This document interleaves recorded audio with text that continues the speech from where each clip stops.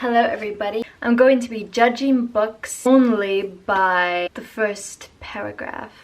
So this is the first one. Okay, so this one's Anne of Green Gables by L.M. Montgomery. Mr. Rachel Lyde lived just where the Avonlea main road dipped down into a hollow fringed with alders and ladies' eardrops and traversed by a brook that had its source away back into the woods of the old Cupford place. So this line was, it was alright here, and we'll see if the next one catches my attention to read next. This is The Well of Loneliness by Radcliffe Hall.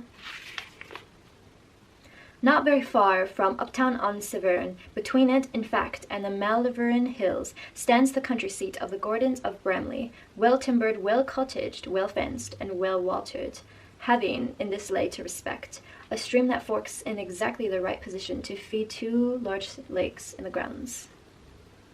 That one was pretty naturistic as well, so these two books so far are very naturistic. Which one made me want to read more? Probably this one. I think this one sounds more intriguing, so I'm gonna put this one as the first one and Anne of Green Gables is second for now. Next one is Anna Karenina by Leo Tolstoy. I've never read this book before, so I don't know what the first line is, but here we go. Let's see. All happy families are alike. Each unhappy family is unhappy in its own way. Wow, that is so funny. I love that. That's relatable. I actually really like this one. This is getting hard. So should I put this one first or second?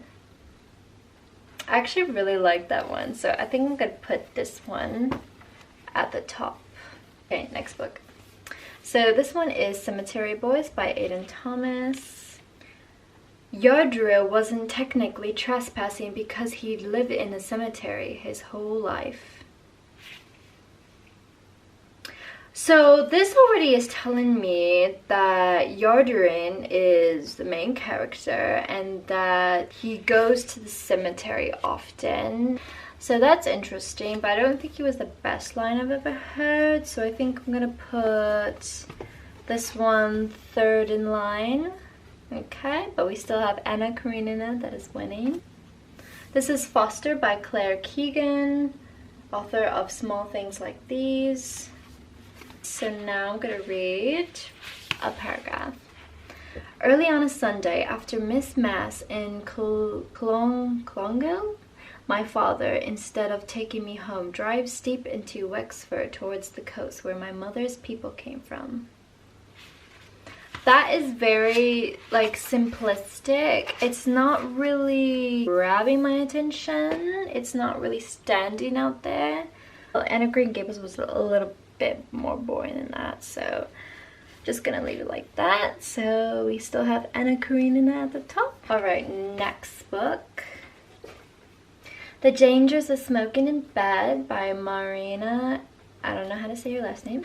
My grandma didn't like the rain, and before the first drops fell, when the sky grew dark, she would go out to the backyard with bottles and bury them halfway with the whole neck underground. She believed those bottles would keep the rain away. Okay. So we got something interesting going on with Grandma. She likes to bury bottles in the backyard. Alright, so the next one is The Collector by John Fowles. When she came home from her boarding school, I used to see her almost every day sometimes, because their house was right opposite the town hall annex. Okay, so I get kind of like stalking vibes, like this guy is watching this woman. And just a quick note, I just saw it says Natural History Museum. I heard there's a lot of references to London in here. Okay, so the next one is The Outsiders by S.E. Hinton. Interested to read this. I got this one recommended by Basically Brit. She's an amazing booktuber. Highly recommend you go check her out. But let's read the first sentence. Here we go. When I stepped out into the bright sunlight from the darkness of the movie house, I had only two things on my mind: Paul Newman and a ride home. I feel like there could have been a better opening to this book. So what I'm gonna do, I'll put it third to last. Okay, next one is Perfume by Patrick Süskind. We heard that, so let's read the first paragraph.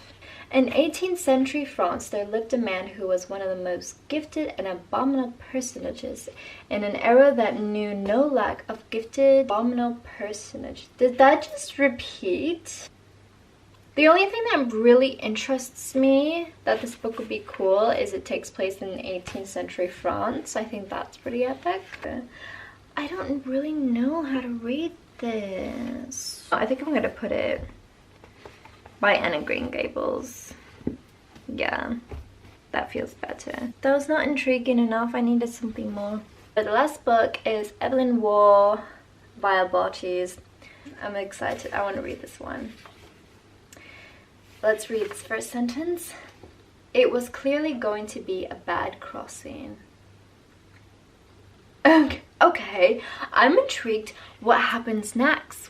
What is there? Okay, this is gonna be the first read. So this is how I judged all these books, by the first lines in order. So the best book that I judged with the first line is Vile Bodies by Evelyn Waugh. He is just a fantastic writer, like, come on, pal. But anyways, thank you so much for watching, guys. I hope you enjoyed this video. I'm gonna be starting off with my book. I'm currently reading this one, and then I think my next book is gonna be Vile Bodies since it won. Thank you guys so much for watching. I hope you have a marvelous day ahead. Take care of yourselves, and I will see you in the next video. Bye.